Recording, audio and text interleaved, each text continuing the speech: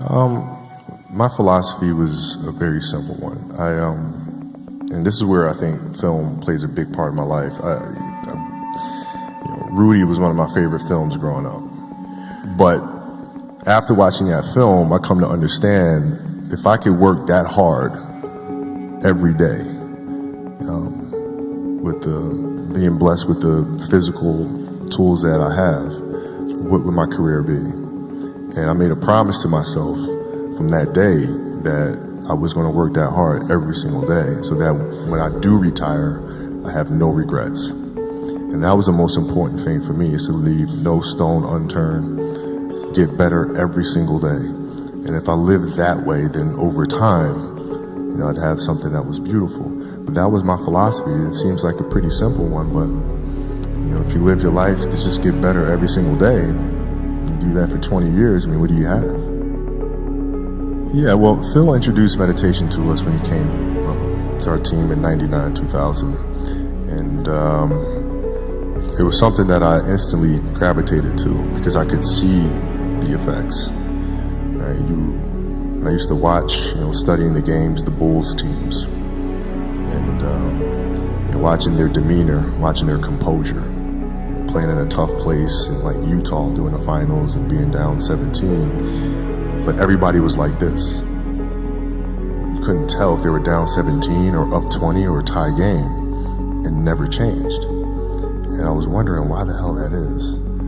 And that's when I started doing more research. And when Phil came, I immediately gravitated to it and found myself accepting the challenge of finding what that space is. And for the 81-point game, man, to be honest, I wasn't even thinking about the game. My knee was hurting so much. I didn't know then, but I had a flatwood joint of cartilage stuck in my joint line. And so my mind was really trying to go to a place where I don't feel that pain.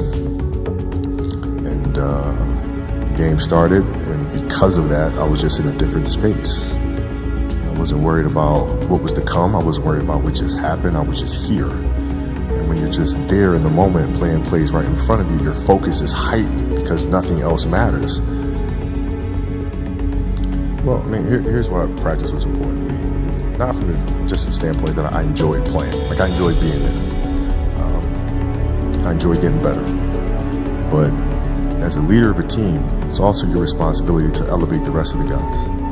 And what people tend to get stuck on a lot is saying, okay, the way to make players better is to pass them the ball when they're open. It's a very trivial way to look at things. What you have to do is you have to get them emotionally to want to be better. You have to get them to an emotional space where they wake up every morning driven to be the best version of themselves, right? And how do you do that? And in practice, for me, it was a chance to drive them, to challenge them, right? And this is where you have to know your teammates, because if it's late, you just had a back-to-back and we had practice the next day and you show up, guys don't feel like going through the motions, don't feel like practicing. It's important to know each and every one of them individually, personally, because then you know what nerve to touch. Some guys, it's like, okay, come on, let's, we can do this. That'll get them going. Other guys, no. You got to figure out what button to push. Powell was always Spain. If I tell them how they lost in a gold medal to us and how they're going to lose again, how I'm going to beat your ass in practice, just like I beat you in a gold medal game. He'd hate that. He'd hate that. But that's what practice was. You have to drive them. You absolutely have to. And if practice is more intense and harder than a game 7 will be, then a game 7 will be easy. But if it's not, then that's when teams start folding and capitulating. I always dreamed as a kid that, it was possible to score 80 or 90 or 100. I always just had a dream. Like sometimes you lay down in bed and you visualize things and you just kind of, that's at least how I would go to sleep. I'd lay down, I'd imagine playing for the Lakers, and I would imagine what the uniforms look like. I would imagine where we'd be playing and, the smell of the arena and all sort of stuff. And I would see myself, getting hot, and score 10 straight points. But in the dream, why would you ever interrupt that? You're not going to have a dream and be like, okay, and then he misses his next 6. It's not going to happen. So you just keep dreaming and dreaming and dreaming. And before I go to sleep, I'm at 120 points, And so when you grow up, downloading that into your brain over and over and over. And then, that summer, I made 1,000 shots a day.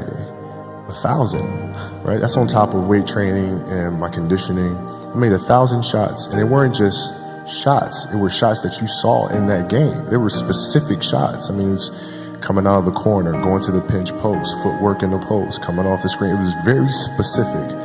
So when you download that into your system and you go out in the court and you're just executing things that you've done thousands of times before, and you have that dream, then that becomes possible. That would be the way you would express it. Sure. Well, no, I mean, it's that's the trick, isn't it? It's finding what you love to do. When we talk about hard work all the time, it's like, man, if you got to get up every single morning and remind yourself how hard you need to work, you probably need to choose a different profession, because that shouldn't be there. Because I wake up in the morning excited to get to it. If I'm not training, I'm missing it. If I'm not watching a game of basketball, I miss it. There's no place I'd rather be. And if you have that feeling, then you're truly doing what God has put you on this earth to do.